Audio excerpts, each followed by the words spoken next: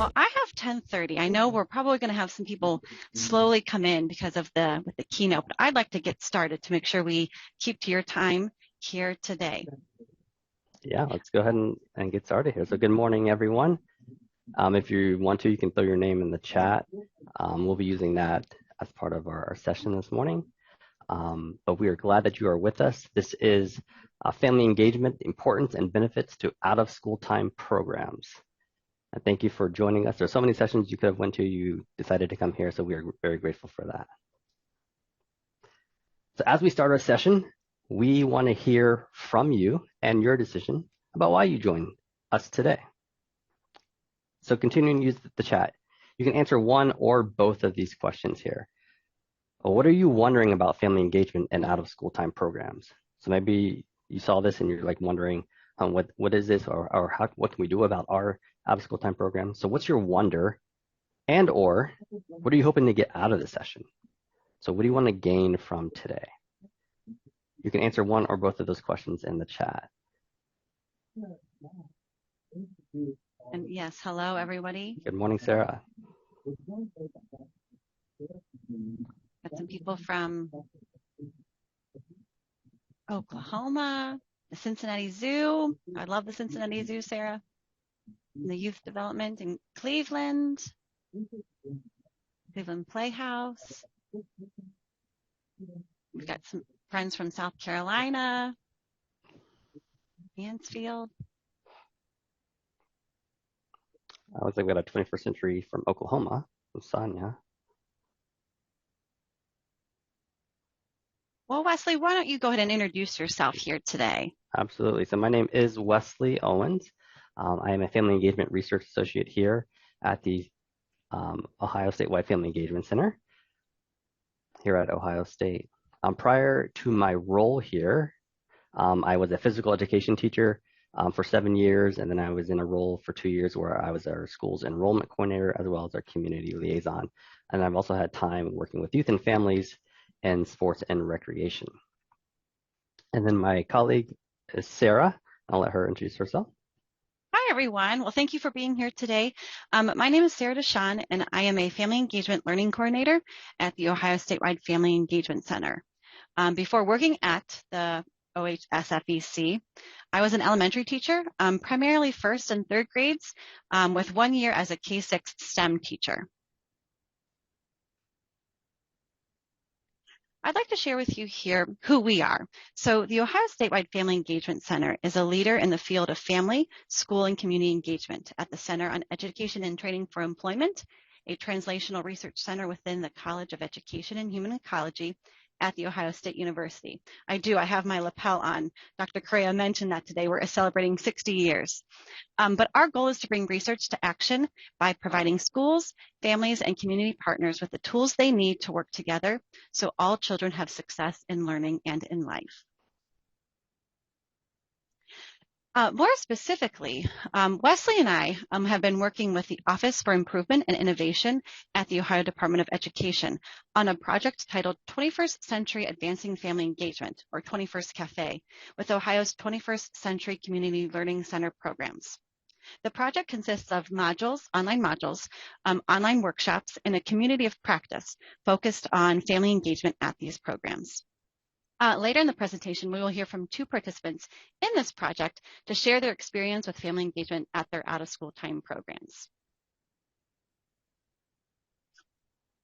All right, we have some learning objectives for today. These are the things that we're going to learn. There's a few of them here. So first, I can explain the importance of family engagement in out-of-school time programs. Secondly, I can identify barriers to participation that exist for children and youth in out-of-school time programs. And then third, I can create next steps to support engagement in out-of-school time programs. So here's our agenda for today. So we're going to start with some community building. We're going to use a Mentimeter tool. That's our first activity. Following that, we'll learn why family engagement is important and how that relates to out-of-school time program family engagement. We're going to do an activity called a jigsaw, and that's based on the text that we're going to look at, and we're going to use that as part of our small groups today. And then we are excited to have two participants from our first year 21st Century program. They are going to be talking about their experience with the program last year. And so that is Brooke and Sabine. They will be sharing later. And then at the end of our session today, we'll just reflect and share out what we learned and celebrate our learning. All right, so let's get started here with a Mentimeter. We want to learn about your experience and honor your experience with family engagement in out-of-school time programs. You know, it could be your personal experience as a student participating. Maybe you went to an out-of-school time program, or maybe you have a student currently in an out-of-school time program, or maybe you are working in an out-of-school time program. We'd like to hear about your experiences with this Mentimeter here today.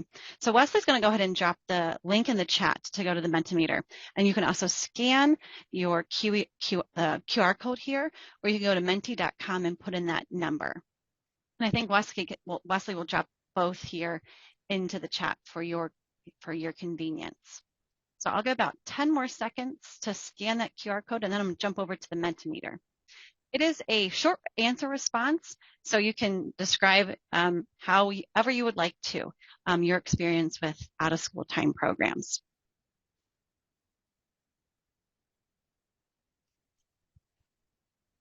All right, I'm going to jump on over because I see some people already in there. Let's see.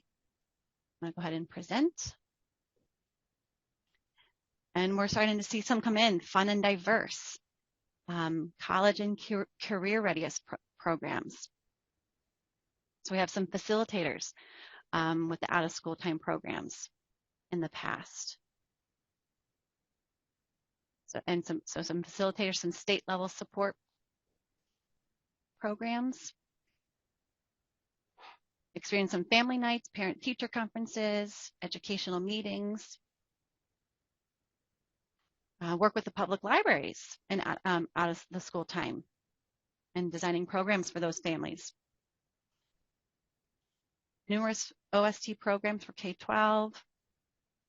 So we have a lot of experts in here. I'm already seeing of out of school time. So we can definitely all learn together and work together here.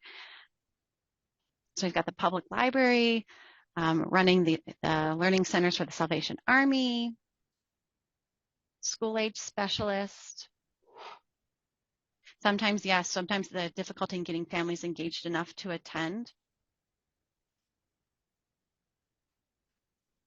Focused on students showing what they've learned, early literacy and school readiness through public libraries. Let's see, we've got literacy nights. Let me go back up to. Oh, we have some friends from Canada, the Saskatchewan area.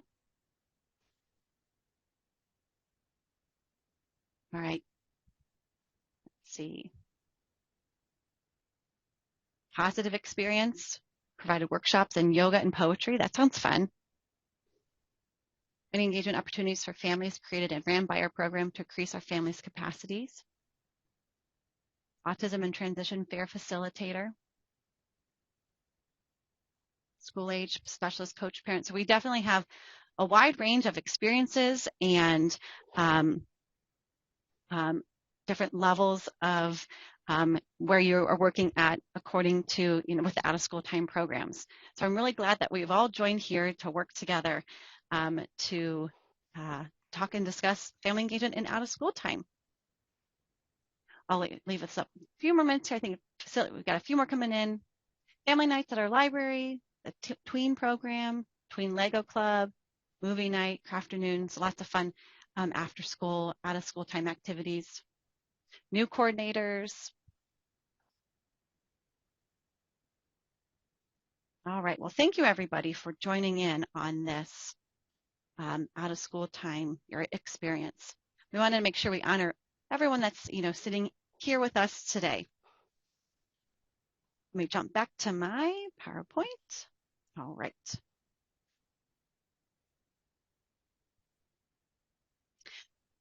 So this is our space launch metaphor. We know that children succeed when families, schools, school programs, and communities work together. Helping our kids succeed is like working at NASA's mission control. Just like a space launch needs astronauts, scientists, and mathematicians to work together, We need schools, school programs, families, and communities to work together to help student learning take off. Everybody has a part to play if we want to have a successful launch. The most successful launches for our students come from when we coordinate, we communicate well, we listen to each other, we value and include the cultures of our families, we trust each other, we learn from each other. And when there are issues and things that don't go as planned, we work together to get it right. Together, we can collaborate much like mission control to help launch our children to success. So feel free to use that space launch metaphor when you are speaking to others about family engagement and the importance of it. It's like a space launch.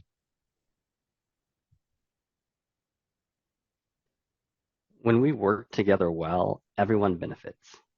Educators, which includes teachers, school program site coordinators, and program managers and staff, they're all happier with their jobs. They have increased confidence and a better understanding of family and student needs. Students have higher test scores, better attendance, and a more positive attitude towards school. And families feel more supported, have increased confidence in their children's education, and have better conversations with their children about school.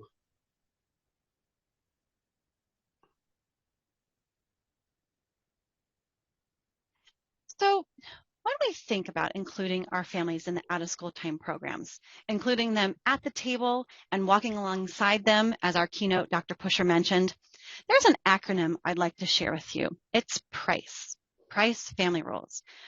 From two of our colleagues, Dr. Barbara Boone and Dr. Hadley Bachman. Each letter of PRICE is a role that families could take within out-of-school time programs.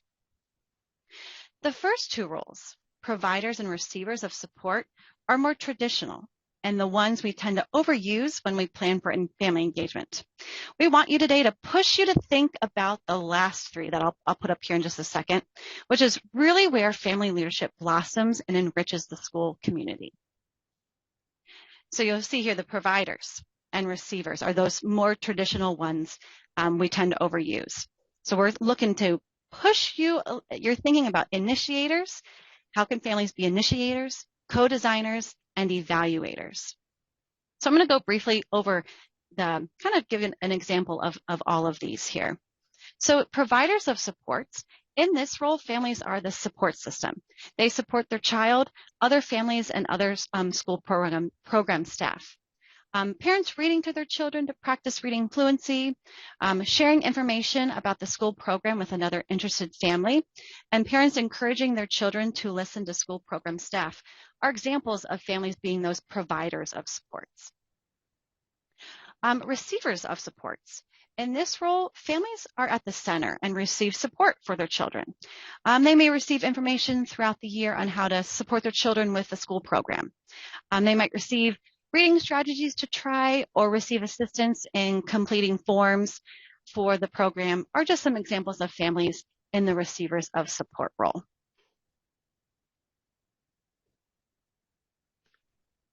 The initiators, in this role, the families initiate supports that drive action and change within the school program. Families initiate supports for their own children, groups of children, and for the entire school program.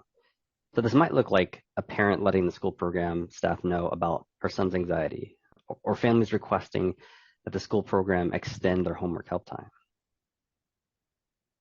That fourth one there is co-designers. And in this role, families are improvers and provide valuable perspectives to support student growth and development. They are viewed as team members in the school program.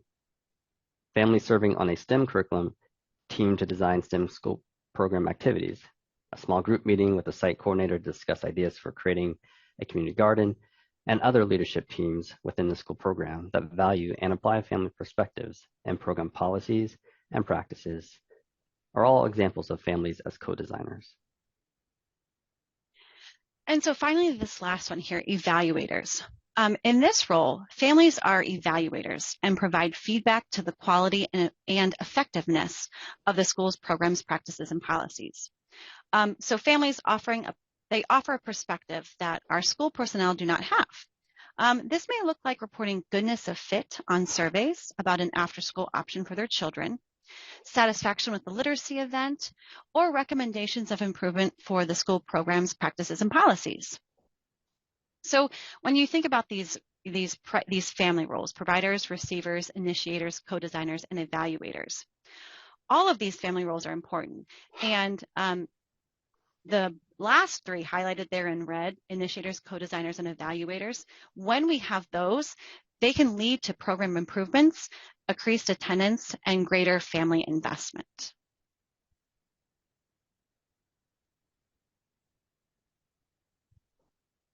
So despite the benefits, such as program improvements, increased attendance, and greater family investment, just as Sarah said, there are still barriers to overcome in regards to participation in out-of-school time programs for students and families.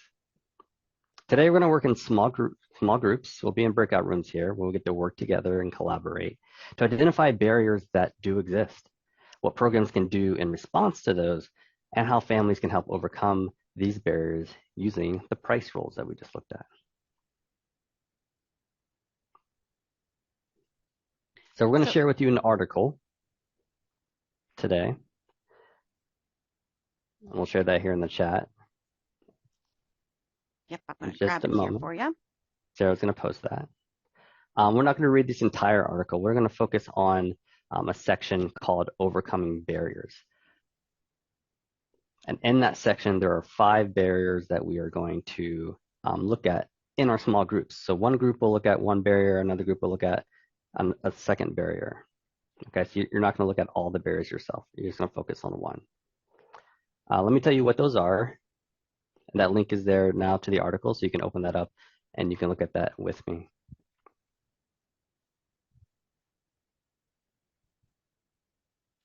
So one group will be focusing on the section that is safety, transportation, and cost.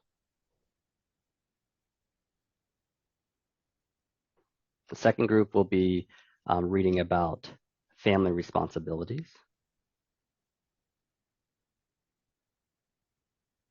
Another group will be reading about desire or need to work. The fourth one is lack of identification with staff members. And the fifth is lack of interest in organized activities. So we're actually going to allow you to choose which one of these you want to look at, and we're going to let you choose what room you want to go to. When you're in the room, you'll take a minute to introduce yourself to all those in the room. And then what we want you to do is decide who's going to be like your timekeeper from the group. We'd also love for someone to be a note taker, and then someone to also speak when we all come back together. And it's okay if that note taker and the speaker is the same person. That might be a little bit easier. But we do want to make sure you have those roles of a timekeeper, a note taker, and a speaker. So what you'll do is you're going to read your section. You all will talk about it. And then when we come back together as a whole, each group will share what they read about. Sarah also posted in the chat there what we call a note catcher, the Summit Jigsaw.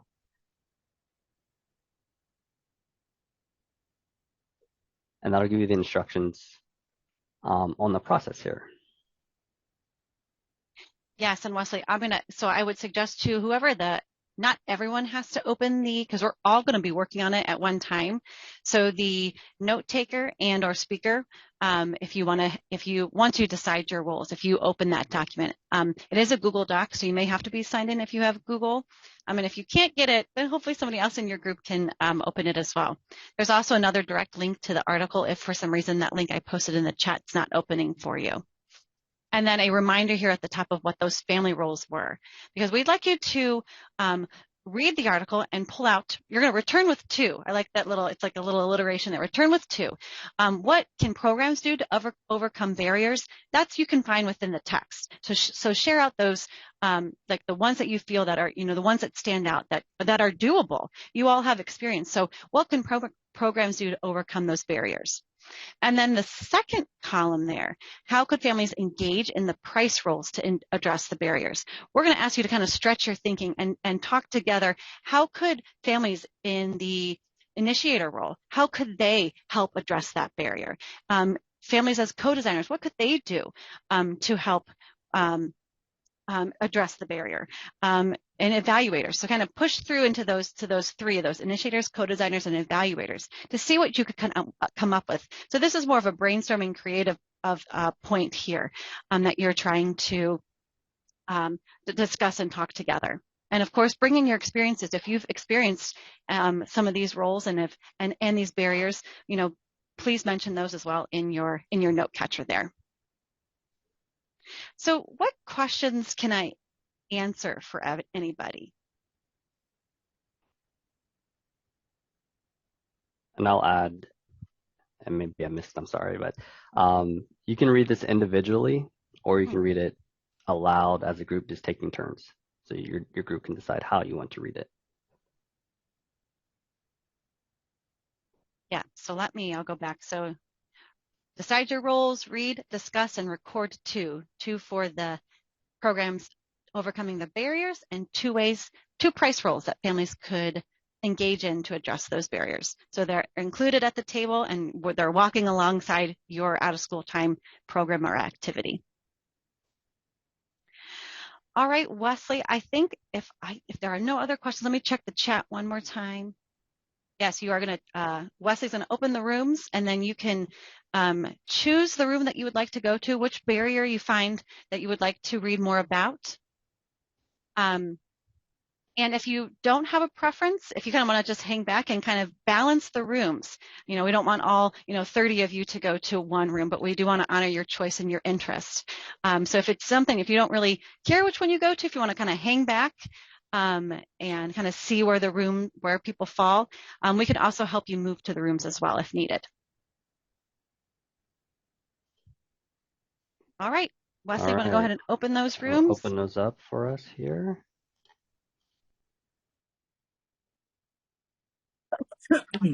All righty, everyone should be back. Welcome back. We're gonna do just like a real quick share here.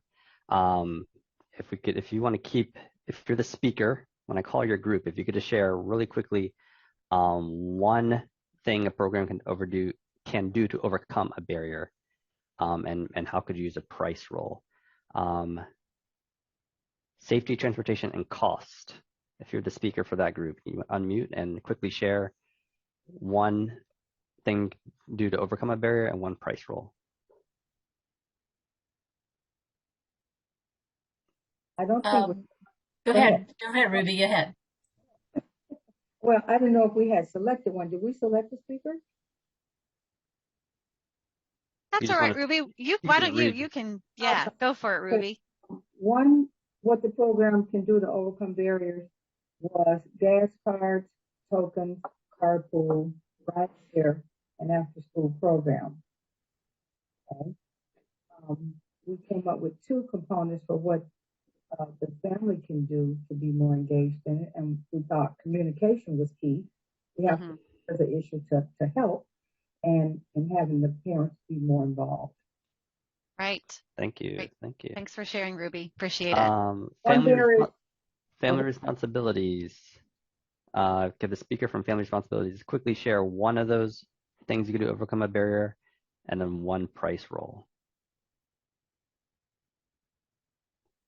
We did partnering with the vocational school or the college to provide early child care, creating experiences in which the younger ones can work together with the older ones, and or families can participate alongside the kids. Thank you. And then we did evaluators survey to provide feedback for suggestions and evaluation of efforts. Receivers of support, partnering with those relevant agencies, and evaluation communication with families to ask about obstacles. Great. Thanks for sharing both of those. Desire or need to work. Can your speaker share just one from each of those columns? 1 point. Looks like you just had the overcoming barriers. We ran into, of course, the time constraint. Sure. We each were coming from different backgrounds, and so the conversation happened. We decided that the offering money monetary incentives to families might be helpful, whether it's gas cards or whatnot. Bringing or offering meals, offering virtual meetings with them would be helpful. I fell into the yes, but category. Yes, but we've already done all of those things and are still having problems. So that's kind of where we were cut off time-wise. We didn't actually discuss the price rolls. So that's fair game. Yeah, no, thank you. Thank you for participating in it, in your discussion. Okay. And just to move us along here, so we don't run out of time for our guest speakers, I'll just point out from lack of identification with staff members, they had to recruit leaders, volunteers, alumni, and practitioners who are committed to the mission, providing novel and enriching experience to youth. And then from price rolls, as initiators, surveys to provide input, suggesting ideas for the school. So thank you for that group. And then the last group, what can you do to overcome barriers? Create spaces that older youth can make their own. And then as price rolls, solicit student input for program ideas. Okay. So that document there is, you all have access to that. So you can get some ideas from all the group members there. You have access to that article as well. So you can continue to use that as a resource. Yeah, and just a point of interest to me, the soliciting the students' input for the program ideas. I mean, a lot of the sessions talked about student voice. So, activating those program ideas from your students, that's help build those leadership skills, but also, plan for what they're interested in. So thank you, everybody, for participating in that. Yes, we acknowledge there's lots, probably you could use a lot more time with that to, plan and discuss and kind of bounce around ideas. But hopefully you can take this as initial starting point, and, it will be available to you still as well. So you can look back in other people's ideas and see what you could maybe implement at your program or your after school activity. Oh, we did that. All right. So now I'm just so excited to bring in two of our current 21st Cafe participants to share their experience with our seminar 21st Cafe. Brooke Decker joins us from the Woodward Pacers in the Delaware City Schools in Ohio, where she's the program manager. Brooke's program serves 1st to 5th grade in the after school program. And we also have Sabine Canty joining us from J.W. Reason in the Hilliard City Schools, where she is a Family and School Connections facilitator. Sabine's program serves students pre-K to 12. Both Brooke and Sabine will share what family engagement looked like before participating in 21st Cafe and what it looks like now, what barriers they had to overcome, how they made changes, and what benefits they're experiencing. So welcome to Brooke and Sabine. We're so glad that you're here today. Thank you so much for being willing to share your experience. Good morning. So Brooke, describe your program and your role, just briefly. So I'm our 21st Century Grants Coordinator, and I work with K through 5. We're a Title I school, and we serve about 60 kids before and after school and during the summer. Great, thanks. And how about you, Sabine? Well, I actually have a district position now. So I serve 22 schools, and my title is Family and School Connections Facilitator. So I'm not just serving in one school. I serve all our families, and we are growing as a program. Great. That's wonderful to hear. So Sabine, what did family engagement look like prior to your program, or prior to you participating in 21st Cafe? I think we were very reactive and very intermittent in our work. This was an afterthought, like, we need to bring in the families. Okay, so we did the traditional kind of, teacher conferences, parent-teacher conferences. We did, family night here and there. So I think it was very intermittent, very reactive. So we have come a long way, and it's a work in progress. So we are really pushing the idea of being more responsive than reactive, Great. Proactive. That's what I'm looking for. Yes. Great. Thanks for sharing. How about you, Brooke? Well, we were just happy if parents would stay for a little bit of extra time when they came to pick up their kids. Mm-hmm. And like Sabine, a work in progress. We're still working on it, but we're making strides. Well, yeah, and I think that's great. I mean, that it's a ever-changing, involving, process with family engagement. So can you kind of discuss really quickly, but what does it look like now? How's it changed? So from the course, we learned different ideas on how we can reach the parents. Mm-hmm. So we have, instead of having one event at one time, we do like monthly engagement activities that parents can participate whenever or however they want. We have newsletters, like a monthly book club and a monthly math family mania. We're thinking about incentivizing when the parents share pictures of them participating in the activities. We do tips for reading and math. And we've had parents even emailing with questions about the content, and we've also asked for them to provide us feedback. Great. That's great to hear. How about you, Sabine? And exactly what you said, Brooke. We are going from making assumptions of what our families need to listening a lot more, and allowing for our families to tell us what is the need, where is their need, how is their experience, and how we can do better. So we've also we have bilingual liaisons in our Title I schools, elementary level, and we are that's their job. It's engaging their families and communicating with families, especially families that have other home languages, and allowing them to not just learn about how we do school, but like you said, to be co-designers and evaluators, especially.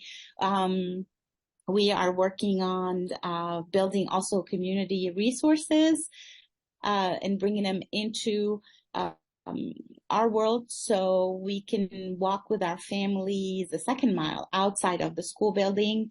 So we're not just addressing academic need. We are looking at what is the whole picture look like to build those connections with our families, because we need to be genuine.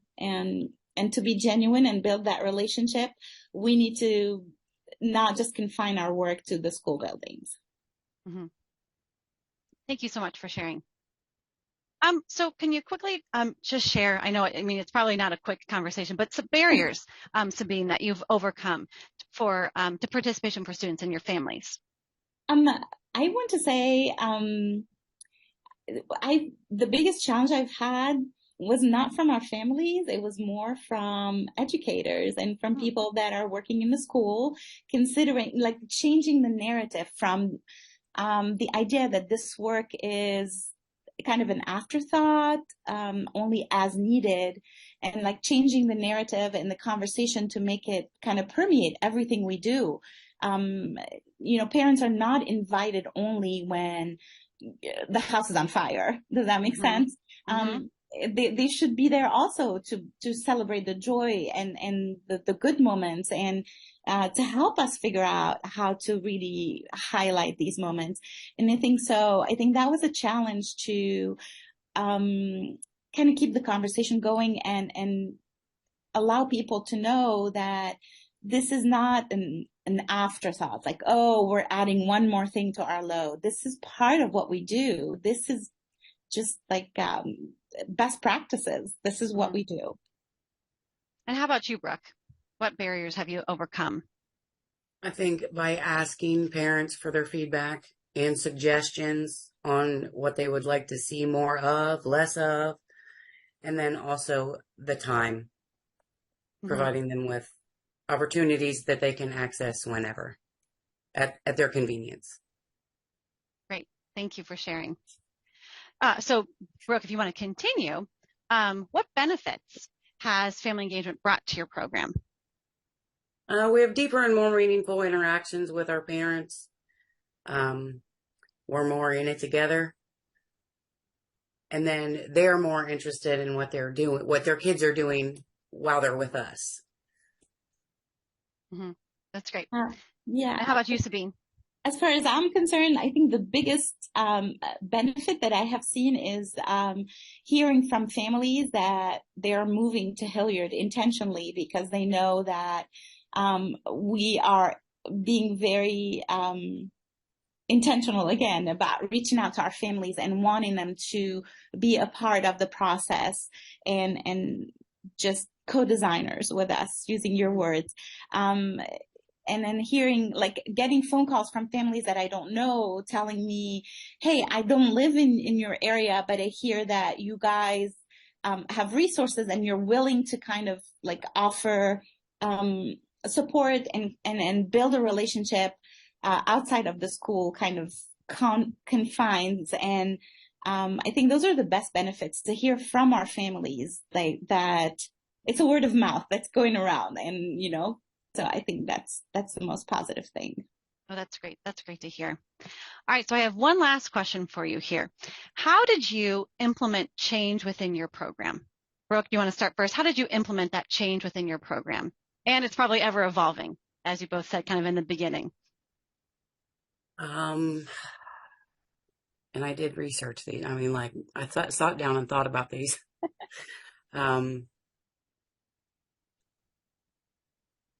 Just by asking the parents what they wanted. Mm-hmm. And then talking with our group to see how we could make that happen. That's great. Yeah, so it sounds like you're like more of like the evaluator, co-designer, what the families wanted in those kinds of roles. How about you, Sabine? Same. We started by listening. I am not done with this because it's an ongoing thing, right? It's not one size fits all. But we started by having a survey and to kind of gather some quantitative but also qualitative data from our families about their experiences, about how we're engaging them in the school processes.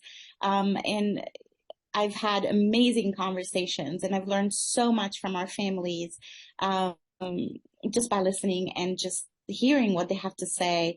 And, that helped us highlight some of the positive work that we're doing, but it also is helping us kind of grow together in a direction that we need to go. That's wonderful. That's wonderful to hear. Well, I would just like to thank you both so much for sharing your insights about family engagement at your out-of-school time programs. Wes and I greatly appreciate your time here. I know you're both very busy with your programs and your positions. So if you could join me in the chat by thanking Brooke and Sabine for sharing a little bit of their insight here today on family engagement and their out-of-school time programs.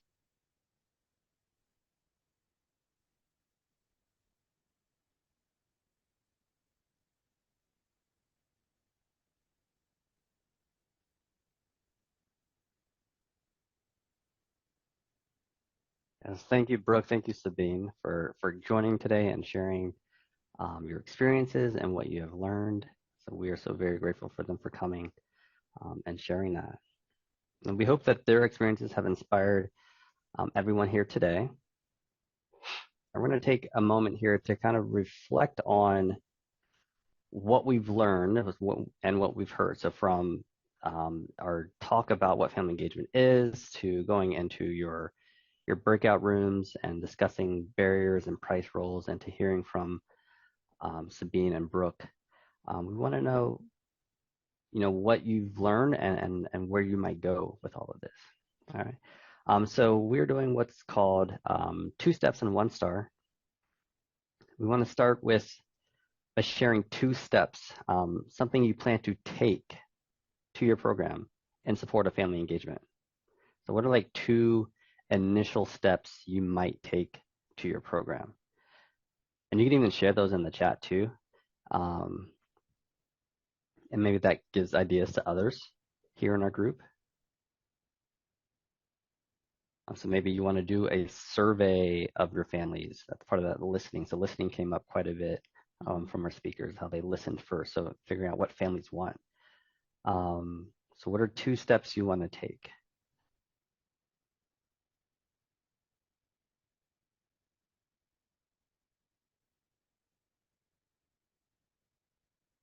And the other thing we would love to hear from you is a star. what is one new thing you learned about the importance of family engagement for out-of-school time programs? So Lori, thanks for sharing. Survey teens and parents. Something that you can do here, next week. So April also mentioned surveys to ask parents what they want.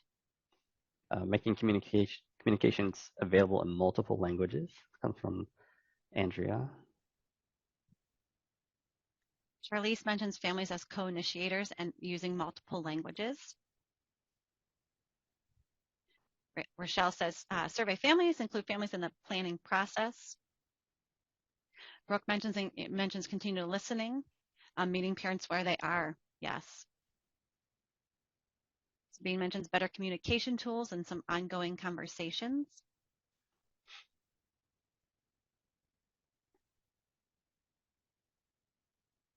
Sonia says the idea of monthly or regular opportunities so families can join as they are able or interested. Not just an event, but an ongoing opportunity.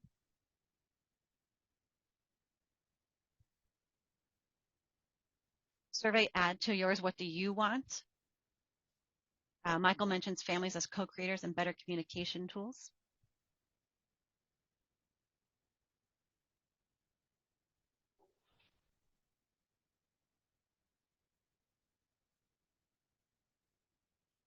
Yeah, thank you for sharing those. I'm glad that you have some initial ideas. We know this is a very short time in which you're coming together and hopefully getting some ideas, and there's so much more work involved in this, but hopefully this is able to give you just initial push with some ideas of what you could do. In the next few moments here, we're actually going to share some more resources for you. So if you are looking for like your next steps and what you and your program can do, we're going to share some resources for you to check out that you can use and your program can use. Yeah, and Wesley, before we move on really quickly, Lori mentioned her star families as co-designers, partner with parents to design programs. Jerica mentions surveys and consider multiple options for parents so the time accommodates them. Yes. And there's actually, while we pull up some of our resources, I'm seeing a lot of you mention considering multiple options. We've got a couple of tools I'll pop in the chat. One's a redesign activity. I think one of our colleagues posted it in the opening plenary with Dr. Pusher about redesigning your activity and kind of thinking through different, barriers that could exist and what you could do about them to kind of redesign something that's more available to all, that idea of opportunity for all, as well as if you are bringing families onto teams as co-designers. We have a great tool called the Healthy Communications tool that you can kind of use to reflect on how you're building that trust with families if they are being your co-designers. So while Wesley here shares one of the next opportunities here, I'll see if I can find those and I'll pop those into the chat. Yeah, so I just put in the chat our center's website. That's going to have all of our resources there. It's organized by educators, resources for families, resources for community partners, professional learning opportunities. So maybe you've seen the website as part of registering for the summit, but definitely check that out and see if it's available for you. The redesign activity that Sarah was just speaking about, you can find that on the website too. There's a search bar. You can search for pretty much anything that you want to learn about. Those opportunities are there. Moving forward to what you see now on the screen, an opportunity for professional learning or networking is what we call fellows. Stands is short for Family Engagement Leaders of Ohio. Family Engagement Leaders of Ohio. That is a networking professional group of people in different roles, different out of school time programs, administrators, community, and even families are involved in this group. And it's just a time in which we meet once a quarter. We meet on Zoom, and we just talk about our experiences in family engagement. And we usually have someone sharing out and speaking about what they are working on or some tools that they're using that are working. And it's an opportunity to tackle an issue or something coming up in our educational system. So we invite you to be a part of that. So we'll put that link there in the chat for fellows. Family Engagement Leaders of Ohio. We have our first meeting coming up here in a couple of weeks on October 3rd. That's our first online meeting. I will be co-hosting that with our colleague Tom Capretta. Let me make sure we get that for you in our chat. Yep, and while you do that, Wesley, I will also like to share the our news and guidance. It's a bi-monthly digital newsletter, and actually one of them, one of our archived ones, is about this health and communications tool and having families on teams. So it comes out every month, and we publish a new newsletter featuring information and resources on family engagement issues. To sign up for the newsletter, you can click in the chat that Wesley just dropped or the QR code on the screen. And we do believe, these resources are beneficial for you in your program. Like I said, there's an archive, so you can kind of look and see what the topics were in the news and guidance. The latest one is about student voice. So it goes well with, the conversation that we're having here today, bringing, students are part of those families and bringing those students to the table as well, and walking alongside with them.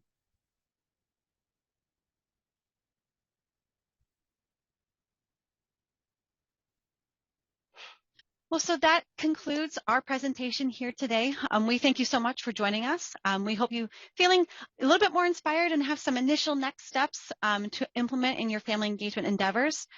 We also hope today's summit has helped build your knowledge and skills for effective family engagement. And, with the upcoming sessions later this afternoon, will help build that knowledge.